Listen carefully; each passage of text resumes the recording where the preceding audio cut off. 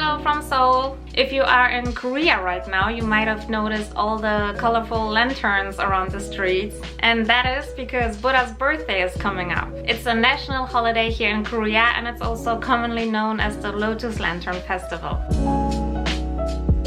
Buddha's birthday, as the name already implies, is commemorating the birth of Prince Siddhartha Gautama, who was the founder of Buddhism. And Buddha's birthday is the biggest Buddhist holiday in Korea. Due to differences in historical records, the exact birthday differs in different countries, but it was around 563 to 483 BCE. Buddha's birthday is not only celebrated here in South Korea, but also in many other Asian and Southeast Asian countries, but the date always differs a little bit, and that is because, for example, in Korea, like other traditional Korean holidays, Buddha's birthday is following the Korean lunar calendars. So the holiday is always on the 8th day of the 4th month. That's usually around late April or early to middle May. It's the same date in China, but for example in Japan, who follow the Gregorian calendar, it's always on April 8th. And in other South and Southeast Asian countries like India and Nepal, who follow a lunisolar calendar, the holiday is always on the first moon of Vaisakha, sorry for butchering, which is the second month of their Buddhist calendar. So in the end, it's the same date but different calendar style. By the way, during my first year here in Korea, Buddha's birthday was on the same day like my birthday.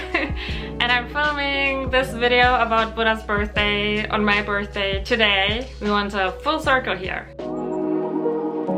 Buddha's birthday is a public holiday here in Korea since 1975, and Buddhism is the second biggest religion here after Christianity, although most of Koreans don't really identify with any religion, or they believe in a Korean form of shamanism, a Korean folk religion. Currently the number of followers sounds too much like YouTube or Instagram. Currently the number of Buddhism practitioners or believers of Buddhism in South Korea are approximately 1/4 of the population.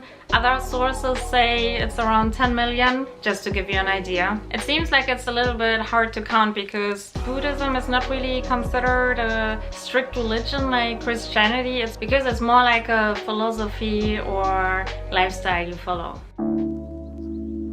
Obviously, the name of the holiday in Korean is not Buddha's birthday, it's Bu처님오신날, which literally means the day when Buddha came. And I would say it's the most common way to call the holiday. I have that impression because that's what's written on all the lotus lanterns that you see on the streets and at the temples. Another popular name for the holiday is Sokka Tanchinil, which literally means Buddha's birthday. Sokka is the Korean word for Buddha, and Il is day, and Tanchinil is literally the day of birth, birthday, basically. And since Koreans love to abbreviate everything, the term Soktanil is also quite common. You'll hear that a lot in spoken language. I also saw the name Sawol Chopail. I heard that that's the North Korean name for the holiday. Sawol means the 4th month, and Pail maybe from Pail-il, 8th day, but maybe it's something completely different. And since Buddha's birthday is a traditional Korean holiday that was celebrated long before the division of the country, it's also still celebrated today in North Korea, according to my sources. I don't know if it's a day off like here in South Korea, but apparently it is celebrated by the Buddhist community in North Korea. I asked Singon what he was doing on Buddha's birthday when he was a kid, or like what are his Buddha's birthday memories, but he said he was just chilling at home and was happy that it was a day off. The most noticeable change before Buddha's birthday are all the lotus-shaped lanterns that are hung all around the city. They usually start appearing around 1 month prior to the holiday, and I love seeing them. They are so colorful and cheerful. At the end of the last month, it was Singon's birthday, and we went out for dinner, and on our way back it was pouring rain. But the colorful lanterns looked so nice, and how the lights were reflected on the wet pedestrian walk. It was really super nice. I also remember that during my first spring here in Korea, when I first saw the lanterns, it was a very exotic sight for me because I'm a very white girl from Germany, and I've never been to Asia before back then. So yeah, seeing all the lanterns back then was so exciting for me. And it's still very exciting every year, also this year. Did I mention that I love the lanterns? The lanterns are usually hung in a line that leads to a temple. And I discovered so many small Buddhist temples and Buddhist places just by following the lanterns. I am not a creep, I'm just curious. Yeah. Anyway, so if you follow the lanterns, you will eventually end up at the temple or at the beginning of the court. And then at the temple there are even more lanterns. There are entire lantern walls and lantern ceilings. It really looks incredible. People also hang those lanterns at their homes. Well, I never saw that, but I saw that you can buy them at some small Buddhist shops around temples. So I guess at this point you're wondering what the purpose of those lotus-shaped lantern is. Well, I'm glad you asked. So first, the lamps are shaped like lotuses because lotus is a symbol of purity, enlightenment, and rebirth. And lotuses, they grow deeply in the mud, but then they eventually turn into this beautiful, perfect flower. And that can also be seen as an analogy for humans. No matter where we are from, everyone has the potential to be enlightened and become perfect in the context of Buddhism. That is also why Buddha is often depicted sitting on a lotus flower. He overcame the pain of the material world and became enlightened.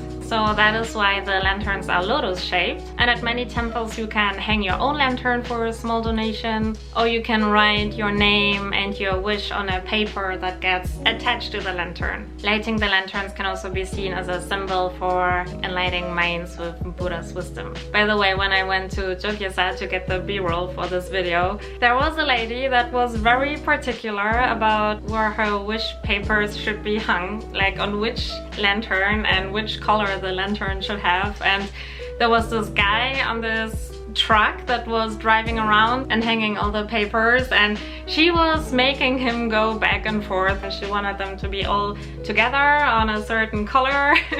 And at some point the dude was just like, hey, bye. Like, I'm begging you, let's just hang them. And everyone around was watching and was very invested. Well, including me. Yeah, it was quite funny, but I also felt bad for the dude. While researching for this video, I found out that on Buddha's birthday, many visitors of temples get free food and free tea at the temple. I had no idea. How could I miss out on free food and tea? Maybe they don't do that in Seoul because of masses of visitors. Maybe that's more like a thing at small temples. I don't know, but apparently it's a very common thing. Traditional Korean temple food is, by the way, vegan, so if you are avoiding animal products, then that might be a good option for you. A popular ritual to do on Buddha's birthday is to wash a baby Buddha statue, and people usually do that with a ladle that is filled with water or tea. Temples also usually host some Korean folk games and performances. I haven't seen that yet. It's also one thing on my endless to-do list for after Corona. What to do in Seoul? Obviously not this year, but I think that's self-explanatory. We're still in the middle of a pandemic. The highlight of the holiday is the Lotus Lantern Festival called Yeondeunghwae, pun not intended, and it is on the UNESCO list of intangible cultural heritage. It originates in the Shilla period and is already over 1,200 years old. And part of the festival is a huge lantern parade through the city. It usually takes place on the Saturday before Buddha's birthday, and if you have the chance to see it, I really highly recommend it. They are parading big lanterns that are accompanied by drums, and it's just a very impressive and colorful sight. It starts at Dongguk University, a Buddhist university here in Seoul, and goes all the way to Jogye-sa, and they block the entire district for the parade. So you can't go there by car or by bus, but you can still get there by subway, and if you get off at Jeonggak, Jongno-samga or Jongno-oga, you will be able to access the parade route. When my mom was visiting me here 2 years ago for my birthday, we also watched the parade and we really loved it. It's a little bit like Carnival in Germany, but without throwing candy and without all the drunk people.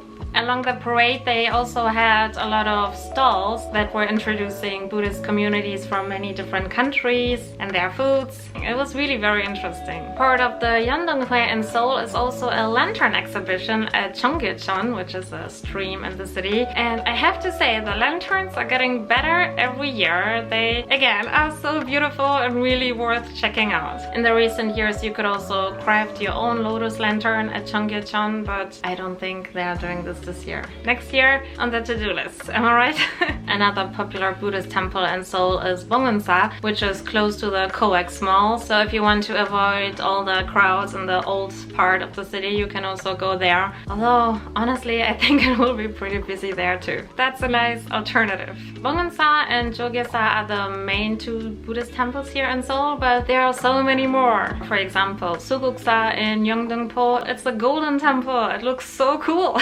Remember? Just follow the lanterns and I'm pretty sure you won't be disappointed. This is not Seoul related, but if you are in Busan, I can highly recommend you visiting Haedong Yeonggong-sa. It's such an impressive temple that is built on the cliffs at the sea. No, it looks spectacular. I definitely need to go there again. This year, Buddha's birthday is on May 19th. Fingers crossed that the video will be up by that time. And you know what? Buddha's birthday is my favorite Korean holiday because it is cheerful, it's colorful, and it doesn't come with all the family expectations and preparations. You can just go out and enjoy. Are you also celebrating Buddha's birthday? If yes, what are the common customs in your country? Let me know, and as always, thanks for watching. I think if you're at least that much into Korean temples as I am, then you might have enjoyed the video.